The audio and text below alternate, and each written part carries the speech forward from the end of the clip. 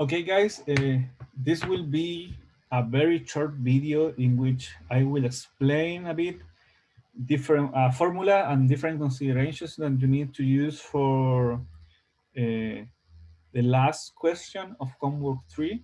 Okay, I wanted to explain this in a extra class, but that I wanted to do today, but because of the holiday, I forgot that, and it was not possible. And since you will need this, and the next time that I will be available will be late in the week, I prefer to do this so you will access this with time.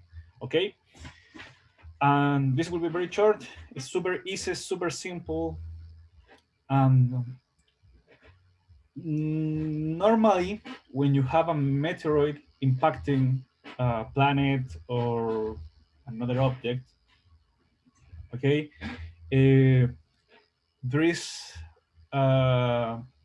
empirical derivation that the diameter of the crater that will be produced by this impact is normally proportional to e to the 1/3.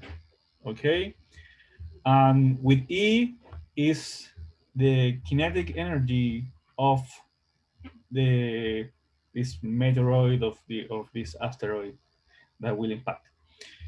And it's quite straightforward. You will expect that given a higher energy, the impact will be harder to say, and the final crater will be bigger. Okay, and there is a more general law to calculate the size of the crater.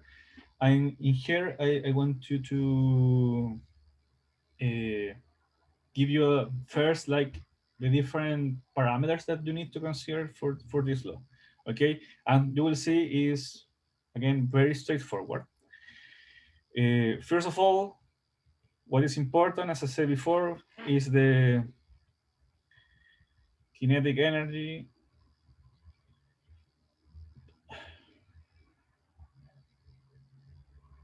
of the meteoroid. Okay, that's a given, and you can say like pretty obvious.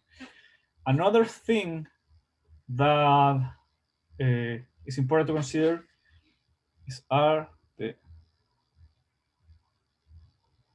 radius of the right. Again, super straightforward. A bigger object will create a bigger impact, a bigger crater. That's again super straightforward.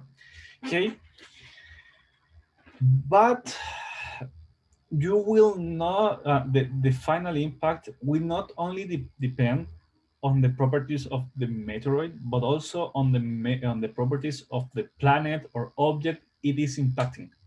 Okay.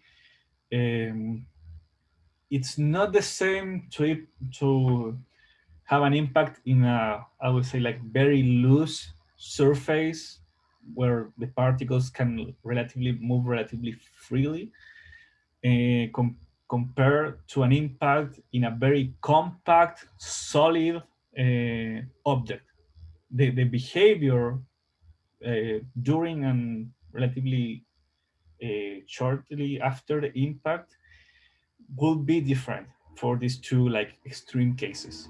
So the properties of the object where the meteoroid is impacting are also very important. In this case, what is important here is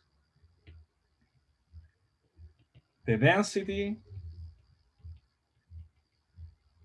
of the planet slash object, and to be more specific, the surface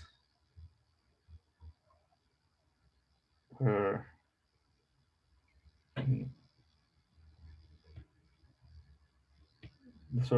the impact occurs. So because it will also vary. For example, okay, you can see the moon. For example, it will be mostly the same in different places. It doesn't vary too much. But in the case of the Earth, for example, well, you have different environments depending on the country and everything. The impact will be different if it's in a city, if it's in the desert, and so on. So it's no, normally you consider only the planet object as a relatively homogeneous. It had that you consider that it has a relatively homogeneous surface, so it doesn't matter where it impacts. But in the case of our planet, you can have more specific considerations. Okay, you will also, and this is important. The density is basically what it's giving you is how compact the surface is, as I was saying before. Okay, if the surface is more compact, you will expect the size of the crater to be smaller because it won't disperse too much. If it's more loose, a more loose surface, you expect the like expanding wave of the impact to remove a material that's not at the same location of the impact, but a little bit further away, and the crater will be bigger because of this. Okay. Also, will be depend on the gravity of the planet, and you can see this as the particles and the different parts of the surface that will be removed because of the impact are strongly attracted by the planet itself because of its gravity.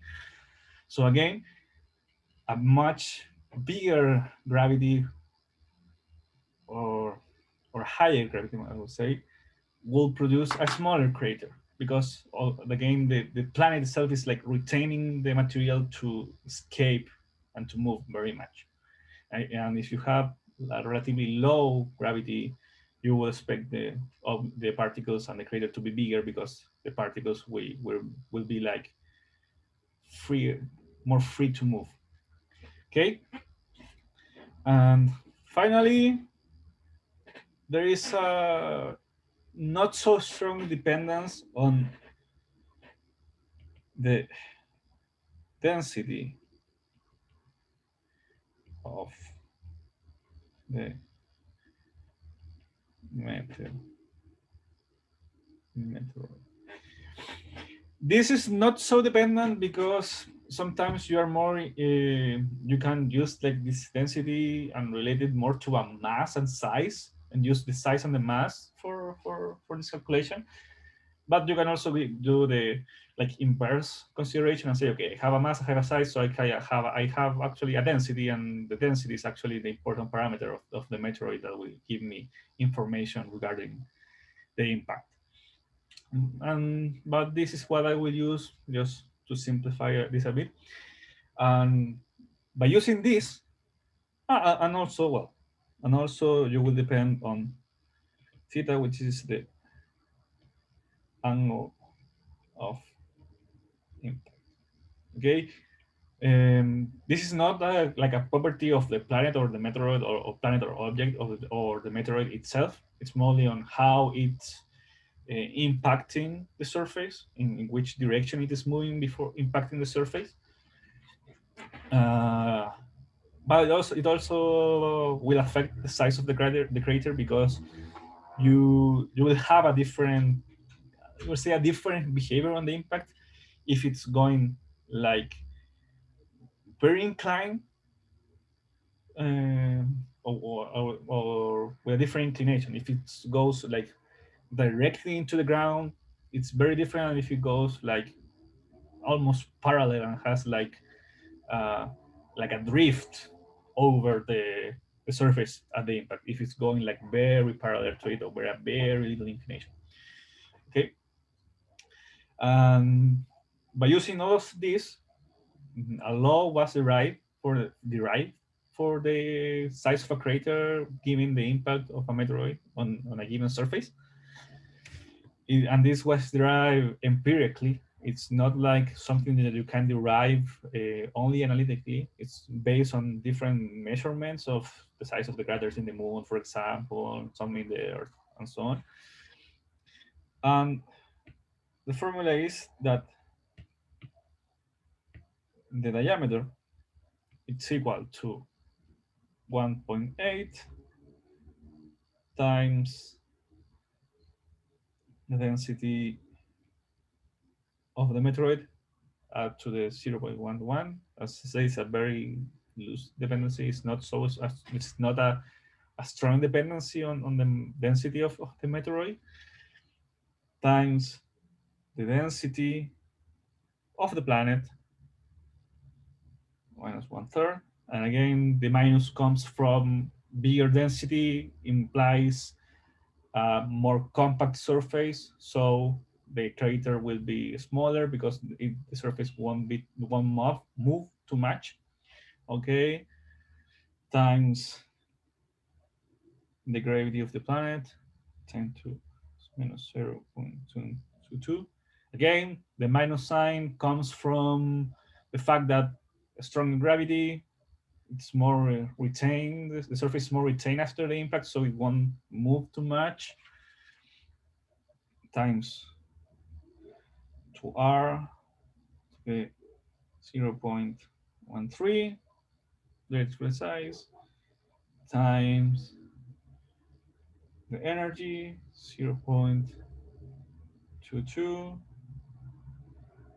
times sine theta to the one third.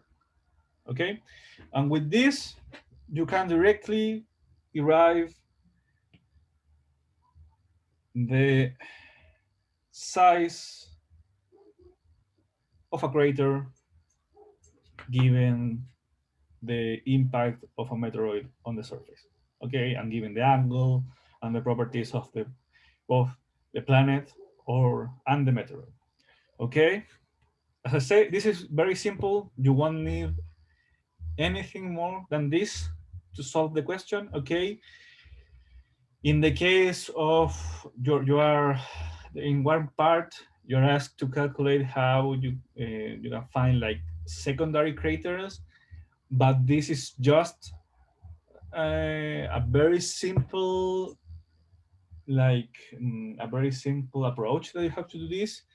Consider it's mostly what you will say, okay, if I threw a rock and I consider, and this is a hint, you consider parabolic movement, you know at which angle and the vertical distance would be the largest one, and with given the velocity and using that specific angle, you can determine where you can find the farthest secondary craters.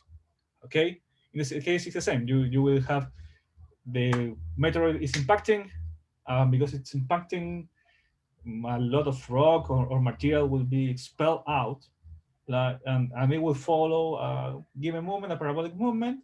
So you will expect the farthest craters, secondary craters, to be formed because of this material that is exposed in a given angle. I say this is a given angle that will give you the farthest vertical distance, or sorry, horizontal distance. And with that, you say, okay, the secondary crater will be here because you also have like an estimation of which is the speed of this material that is being these projectiles that will be expelled after the impact.